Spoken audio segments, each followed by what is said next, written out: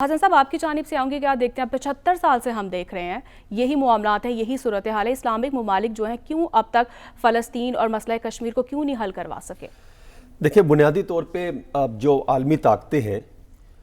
وہ ان کی اگر اسرائیل کو سپورٹ حاصل نہ ہو تو وہ میں یہ سمجھتا ہوں کہ گھنٹہ کیا یہ ایک منٹ بھی جو ہے وہ کسی جگہ پر قبضہ نہیں جو ہے وہ قائم رکھ سکتے۔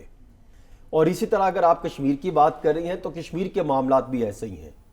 اس کو بھی میں اس اینگل میں دیکھوں کہ جو یو این اے ہے یا یو این او اور او آئی سی دونوں اس طرح کے پلیٹ فارم ہے جہاں پہ ڈسکشن ہو اور اس پر اگر کوئی فیصلہ ہو یا کوئی قرارداد کسی کے خلاف پاس ہو یا کسی حق میں تو اس پر امپلیمنٹیشن ہونی چاہیے۔ لیکن آج تک یہ دونوں فورم جو ہے وہ قراردادیں بھی پاس کرتے ہیں، فیصلے بھی ہوتے ہیں، لمبی لمبی تقاریریں بھی ہوتی ہیں، لیکن امپلیمنٹیشن کہیں پر نہیں ہوتی دکھائی دیتی۔ کشمیر کا معاملہ دیکھیں، آج تک ان کی ایک قرارداد پر عمل درآمد ہوتا دکھائی نہیں دیا۔ اور یہ فلسطین کے معاملے پہ دیکھیں، او آئی سی بول بول کر تھک گیا، لیکن مجال ہے کہ کسی نے جو ہے وہ اس کے حوالے سے کوئی سنجیدگی کا مظاہرہ کیا ہو۔ لیکن آخرکار کیا ہوا؟ اسرائیلی نے جس طریقے سے فلسطین کی عوام کو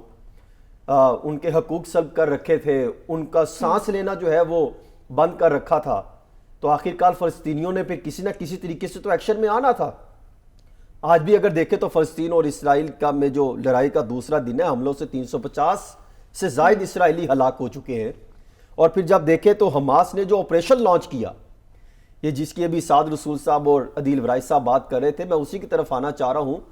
کہ جو حماس نے آپریشن لانچ کیا اس میں پیرا گلائیڈنگ بھی استعمال کی گئی، کشتیوں کے ذریعے سمندر سے بھی گئے، موٹر سائیکلیں بھی استعمال کی، تمام کی تمام اسرائیلی کی وہ جو انٹیلیجنس تھی، جو شباک تھی اور پھر موساد تھی، اور ان کے جو انٹیلیجنس اور سرویلنس کا ایک وہ دعویٰ کرتے تھے کمال سسٹم ہے، پھر وہ یہ دعویٰ کرتے تھے کہ بارڈر پر ہم نے سمارٹ سینسر لگا رکھے ہیں، تمام کے تمام تو اڑا کر رکھ دیے حماس نے۔ پوری دنیا میں ایک تماشا بن گیا کہ یہ اسرائیلی جو بڑے دعویٰ کرتے تھے کہ ان کے پاس انٹیلیجنس کا سسٹم ہے، ان کو جو اسلحہ پرووائڈ کیا جاتا ہے، ہم فلاں کر دیں گے، انہوں نے اڑا کر رکھ دیا۔ اب ان کو اندازہ ہوا کہ یہ حماس نے یہ پورا جو اسرائیلی کا نظام تھا وہ تو ایک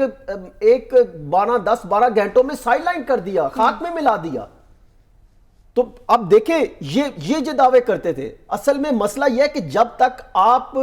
عوام پر، جب تک جو فلسطینی پر ظلم و ستم ڈھاتے رہیں گے، ان کے سانس بند کرتے رہیں گے، ان کے حقوق جو ہے وہ پامال کیے جاتے رہیں گے، تو وہ ایک نہ ایک دن تو باہر آئیں گے، اور وہ باہر آئے۔